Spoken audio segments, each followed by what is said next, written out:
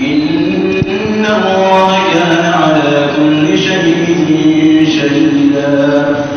الرجال قوامون على النساء بما فضل الله بعضهم على بعض وبما أنفقوا من أموالهم. فالصالحات قانتات حافظات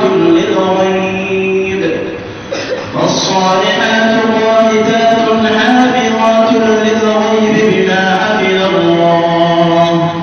واللاتي تخافون نشوزهن فعظوهن واهجروهن